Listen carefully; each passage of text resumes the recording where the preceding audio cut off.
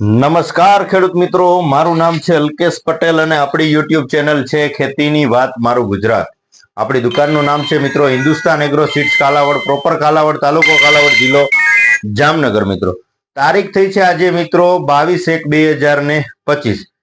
આજે આપણે વાત કરવાની છે કે જીરાના પાકમાં સુકારાના પ્રશ્નો તો છે જ, પણ સાથે સાથે થ્રિપ્સ અને મોલાનો એટેક પણ વધારે પડતો જોવા મળી રહ્યો છે. તો એના વિશે આજે આપણે ચોક્કસથી ચર્ચા કરશું. જીરાના પાકમાં હજી ઘણા બધા મિત્રોને સુકારાની સમસ્યાઓ જોવા મળી રહી છે. તો સુકારામાં શું નિયંત્રણ માટે શું કરવું એના વિશે ચોક્કસથી તમને માહિતી આપી દઈશ. મિત્રો સુકારો કંટ્રોલ થાય એ માટે ચોક્કસ કોઈ 100% એનું સોલ્યુશન આવતું નથી, એટલે હળવા મોલિક્યુલનો છંટકાવ ચાલુ રાખવો. સુકારાનો પ્રશ્ન છે તો મેટાલેક્ઝિલ મેન્કોજેબ છે અથવા સાપ પાવડર છે, બરાબર છે, અથવા ખાલી M45 છે. આ પ્રકારના અલગ અલગ મોલિક્યુલોનો જે છે તમારે છંટકાવ ચાલુ રાખવાનો. FMC નું આવે છે ટ્રોથ, આની અંદર સાયમોક્સોનિલ 8% આવે છે અને મેન્કોજેબ આવી જાય છે 64%. આ વસ્તુ પણ સુકારામાં સારા પરિણામ આવશે, FMC નું ટ્રોથ. તો આનો પણ તમે ચોક્કસથી છંટકાવ કરી શકો છો. મિત્રો મોંઘા મોલિક્યુલ થી સારામાં સારું કે પરફેક્ટ રિઝલ્ટ મળી જાય એવું સુકારા માટે કોઈ વસ્તુ એવી આવતી નથી. મોંઘા મોલિક્યુલો તો ઘણા બધા આવે જ છે મિત્રો, પણ આનો એક સમય હોય છે, એક પીરિયડ હોય છે. પીરિયડ પૂરો થઈ જાય એટલે જીરું જે છે સુકાતું બંધ થઈ અને જેટલું બચી ગયું છે એટલું પાછો ગ્રોથ કરી અને ફ્લાવરિંગ લાગી અને ઉત્પાદન તરફ આગળ વધતું હોય છે. એટલે તમારે સુકારાનો પ્રશ્ન કંટ્રોલ ન થતો હોય, વધારે પડતો આવી ગયો હોય તો નોર્મલ છંટકાવથી જે છે દવાનો ઉપયોગ કરશો. હેવી મોંઘા મોલિક્યુલો છાંટી ખોટો ખર્ચ ન ચડાવશો, આવી મારી ભલામણ છે. મિત્રો વાત કરવી છે થ્રિપ્સનો એટેક અત્યારે જોવા મળી રહ્યો છે. તો થ્રિપ્સના એટેકમાં શું કરવું? થ્રિપ્સ સાથે કાળો મોલો પણ જીરાના પાકમાં વધારે પડતો અસર કરી રહ્યો છે. તો ખાસ સહારા ઇન્ટરનેશનલ કેમિકલ્સ નું આવે છે ટોલફેરા, પંપે 40 ml નો ડોઝ છે. થ્રિપ્સ અને કાળી મોલીમાં સારામાં સારું પરિણામ છે. જીરુના પાકમાં વાપરો, લસણના પાકમાં, ડુંગળીના પાકમાં. લસણ અને ડુંગળીના પાકમાં જોવા જઈએ તો થ્રિપ્સનો એટેક વધારે છે. તો એની અંદર તમારે 50 ml નો ડોઝ છે, 50 ml થી વાપરી દેવાનું. બીજી બધી ઘણી બધી દવા છાંટી દીધી છે, કંટ્રોલ નથી થતું. ડુંગળીના પાન જે આખા સફેદ થઈ ગયા છે, લસણનો ઘેરો જે છે એ આખો પીળો પડી ગયો છે ને વણાવા લાગ્યું છે. તો થ્રિપ્સનો એટેક ખૂબ વધારે હશે, આવું તમારે જોઈ લેવાનું છે. પાન આમ ખોલીને જોશો એટલે એના કોહાની અંદર જે છે બંને સાઈડમાં થ્રિપ્સ ચોટેલી હશે.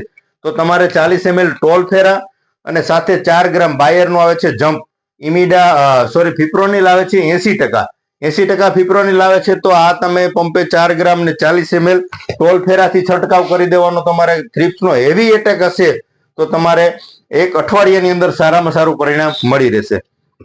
સાથે તમારે વાપરી દેવાનું થાય છે કોઈ પણ સારી કંપનીનું સ્ટીકર, વેટસીટ, ધાનુકાનું આવે છે વેટસીટ. જીરાના પાકમાં તેમજ લસણ અને ડુંગળીના પાકમાં અવશ્ય ઉપયોગ કરવો, જેથી કરીને જીરાના પાકમાં અત્યારે વાતાવરણ બદલાનું છે એટલે ઝાકળ ગમે ત્યારે આવે તો ઝાકળ બેસવા નહીં દે. લસણ અને ડુંગળીના પાકમાં થ્રિપ્સનો એટેક વધારે છે તો છોડમાં કોહા સુધી જે આપણે દવા ન પહોંચી શકે, તો સ્ટીકરનો ઉપયોગ કરેલો હશે તો છેક સુધી આખા છોડમાં દવા પહોંચી અને જે રિઝલ્ટ તમારે જે છે થ્રિપ્સમાં ક્યાંય ને ક્યાંય ચોક્કસથી સારું જોવા મળશે. મિત્રો એટલે સ્ટીકરનો અવશ્ય તમારે ઉપયોગ કરી દેવાનો છે.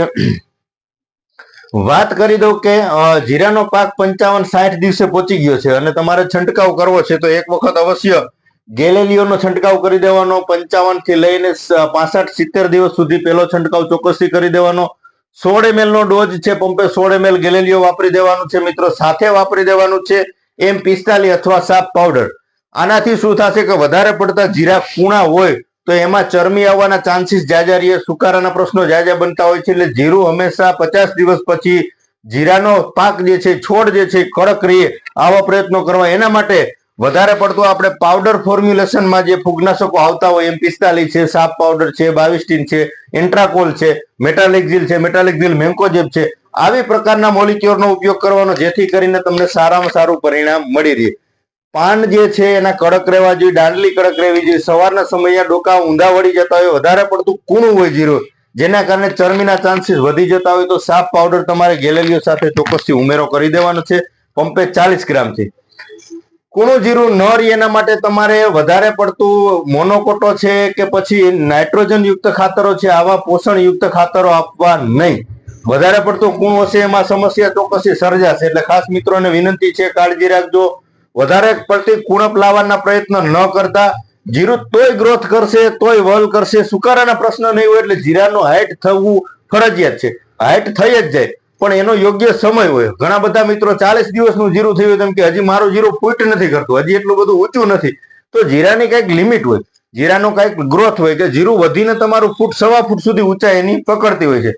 તો મોગરે આવ્યા પછી જે જીરું જે છે એની સાઈડમાં ફૂટ થતી હોય છે અને પછી જ કાયદેસરનો એનો ગ્રોથ જોવા મળતો હોય છે. એટલે ખેડૂત મિત્રોએ વધારે પડતો ગ્રોથ કરવાના પ્રયત્નો ન કરવા. કુણપ વધારે આવશે તો ચરમીનો પ્રશ્ન ચોક્કસથી વધશે. એટલે ખાસ કાળજી રાખવાની છે કે ચરમીમાં એડવાન્સમાં તમારે ગેલેલિયો આપી દેવાનું છે અથવા અર્ગોન આપી શકો છો.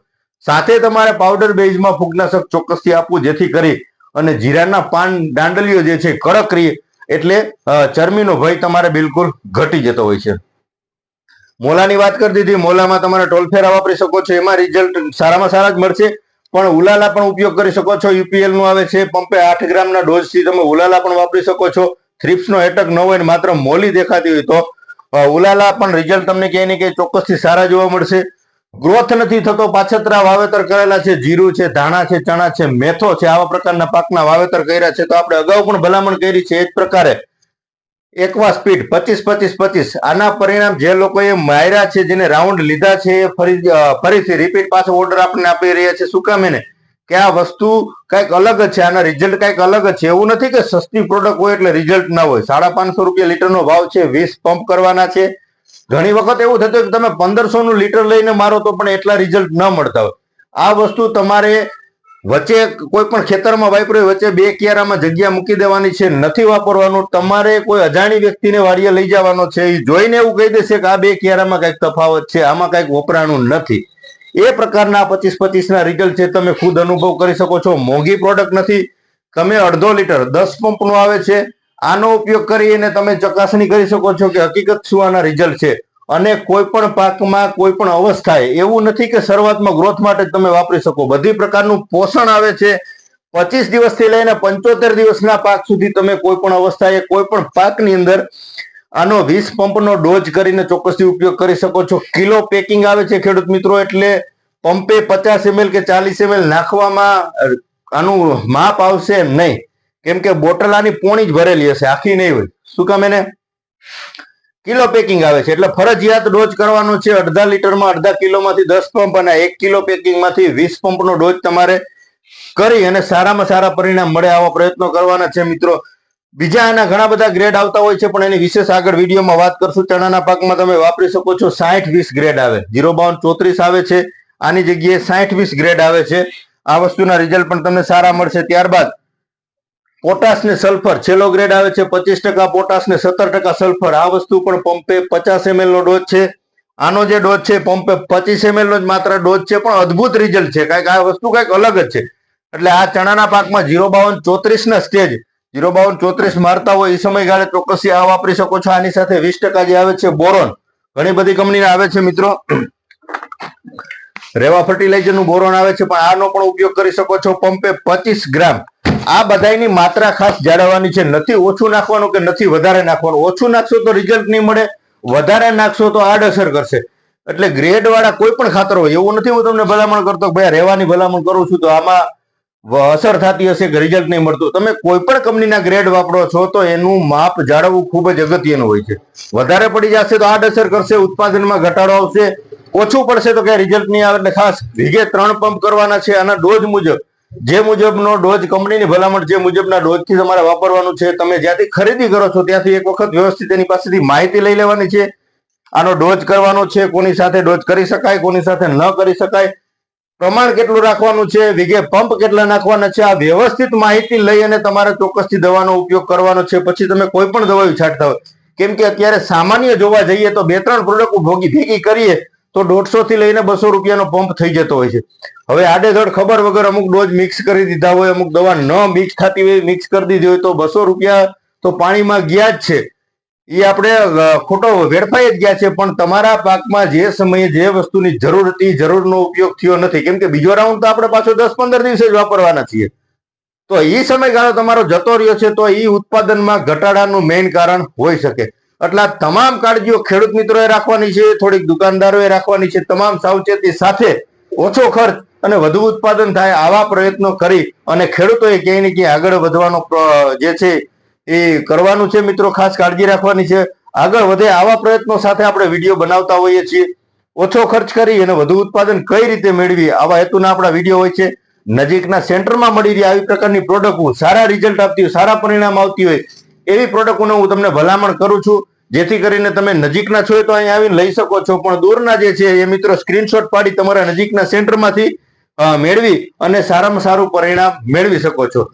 આપણી ચેનલમાં ઘણા બધા નવા મિત્રો જોડાયા છે અને હજુ વધુ મિત્રો જોડાય અને ખેતીલક્ષી નવી નવી માહિતી, નવી ટેકનોલોજી, સાચી અને સચોટ માહિતી યોગ્ય સમયે મળી રહી એ માટે આપણી ચેનલને હજુ સબસ્ક્રાઇબ કરજો, શેર કરજો બીજા ગ્રુપમાં, જેથી કરીને ખેડૂતોને સાચી અને સચોટ માહિતી મળતી રહે. વિશેષ કઈ માહિતીની જરૂરત હોય, વિડીયોમાં તો બધી માહિતી આપણે આપી જ દઈએ છીએ, છતાં ન સમજાય તો મેસેજ કરી શકો છો, ફોન કરી શકો છો, જેથી કરી અને તમારે કોઈ પણ અલગથી પ્રશ્ન મૂંઝવાતો હોય તો એનું નિરાકરણ ચોક્કસથી આપણે, મને આવડત છે, મને ખ્યાલ છે ત્યાં સુધી હું તમને એનું સજેશન કરીશ. મિત્રો રજા આપશો. જય જવાન, જય કિસાન.